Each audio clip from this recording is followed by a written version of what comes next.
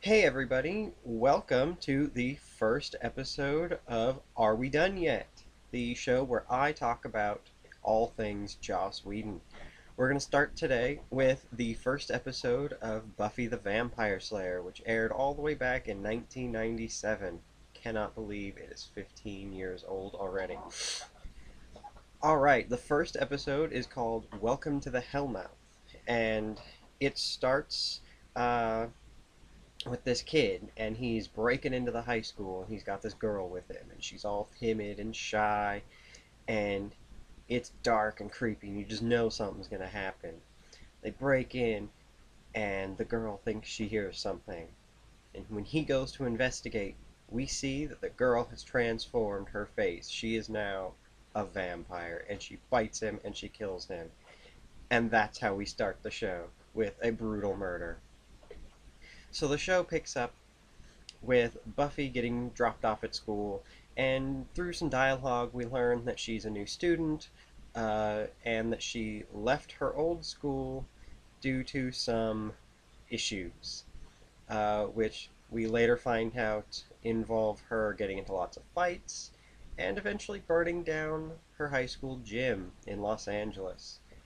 Sunnydale, where she moved, being a small town, uh, not a whole lot happens without everybody finding out. So, being the new kid, a lot of people, she popped up on a lot of people's radar. Cordelia Chase, who is sort of the queen bee of the school, the most popular girl, she immediately attempts to recruit Buffy, who is also discovered by Mr. Alexander Harris and his friend Jesse. They both take an interest in the new girl as well.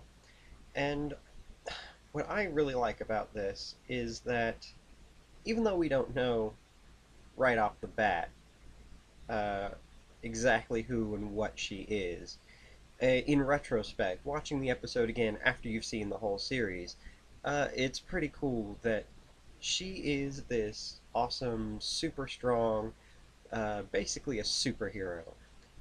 But she is also the new kid, and with that comes all the same awkward feelings and the need to fit in that anybody would have. Um, I've been a new kid. I'm sure lots of you have been new kids too, and you all know what it's like on that first day of school where everybody knows each other but you. And I just love that she's the most powerful person in this school, and yet she's just so awkward and just wants nothing more than to blend in and be nothing special. So she goes to the library to get her books, and she is confronted by Rupert Giles, her overeager watcher, who is also the school librarian. Upon finding out her name, he slams down a giant book called Vampire, and she just totally freaks out because she thought that moving away from Los Angeles, starting school in a different place, new home, she thought that she was starting over fresh. She thought that she could escape her problems, her destiny, if you will. And here it is, her first day of school, and boom, slapped in the face with a vampire book. And she's just not having it. She wants to just run away from it. And honestly, she's 16. Who wouldn't? You can't blame her. She's this kid who's got this huge destiny thrust on her. She didn't ask for it. And she thought that she found a way out, and she didn't. Um, Shortly after, Cordelia is in the locker room, and she opens her locker, and out pours a corpse. And it is the boy from the night before. And Buffy finds out that they found a body, and warning bells start ringing. She goes in, she inspects it, and of course, there are bite marks on the neck. So immediately she confronts Giles in the library, wants to know what's going on. Why are there vampires in Sunnydale? She thought that she had moved away from all that. And that's where we get a little backstory on Sunnydale. We find out that it is built atop what is called a Hellmouth, and it is this sort of mystical convergence of really dark energies. There's really nothing positive about the magics involved in the Hellmouth, and that it just attracts all manner of demons and vampires and creepy crawlies and just bad stuff. And she's reluctant, but she kind of begins to realize that there's no escaping her destiny. She doesn't want to accept it, but she's kind of starting to realize that she can't, and so she decides she's going to. She tells him she's not going to do anything about it, but there's a death already, and it starts eating away at her, and you could just tell that she's saying the words, but her conscience isn't going to let her just sit by and let this stuff happen. So after their conversation, they leave the library, and who should wander out of the stacks? Xander Harris. He was there the whole time. He heard everything. I should note that Xander and his friend Jesse are also friends with Willow Rosenberg, the shy, lovable nerd girl. She wears the cutesy sweaters and the stockings and just horribly awkward.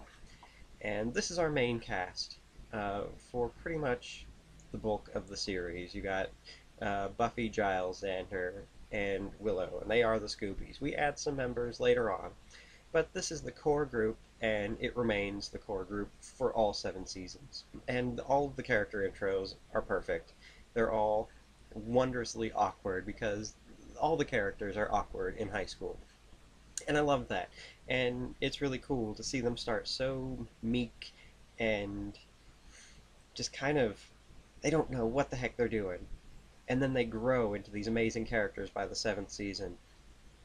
So anyway, Buffy finds out that there's this hot spot in town called the Bronze. It's this club. It's really the only club in town, and that's where all the cool kids go. It's where everybody hangs out. So that night, she goes to the Bronze, and she sees Willow. And Willow is kind of down because she likes Xander, but she's too afraid to tell him. And Buffy gives her some advice. She says, seize the day. Carpe diem. Just don't worry about yourself. You are who you are. You're an awesome person. And feel better about yourself. Just do it. And unfortunately, Willow takes her advice. She's immediately hit on by a guy wearing dated, shall we say, clothing. And is taken outside. All the while, Giles has somehow managed to work up the courage to go into the Bronze with all the young, hip kids and talk to Buffy. And they're up on a catwalk. And, he's giving her a lecture, as he is wont to do, and telling her that there might be a vampire in this room right now, and you need to sense it. And, of course, she looks down, and the guy she identifies as a vampire is the guy who took Willow. So she runs off after him. And he ends up taking her, Willow, to a crypt in the cemetery. This is the first time we go to the cemetery, but it will not be the last. Shortly after they arrive inside the tomb, Jesse comes in with Darla, who is the girl from the beginning, the vampire who killed the boy in the very beginning. And you find out through dialogue that they are bringing offerings to someone. But we don't know who. We haven't seen them yet. They're bringing offerings. And Jesse, he's already been bitten. And shortly after, Buffy comes in to save Willow. And she fights the guy who took Willow, and she kills him, and she fights Darla. But before she can kill Darla, a big hand grabs Buffy by the back of the neck and chucks her across the crypt. And she smashes into a sarcophagus and climbs inside, falls inside, whatever. She's inside the sarcophagus, and this massive vampire leaps in, and then it's freeze frame. to be continued. And that's where we're going to leave off. That is the end of the episode. It is a two-part episode. Awesome place to leave off. Um, my impression of the episode is I think it's a great season starter, great series starter. This was a mid-season replacement, so it was really only a little bit more than half a season. And for a mid-season replacement show, this was a great, great opening. It laid everything out on the table. It introduced all the characters. It really established who the characters are. They got great personalities. In the first episode, we know who each of these characters are, and we can see a fully fleshed out personality. And I love it. It's fantastic. And the bad guys were interesting.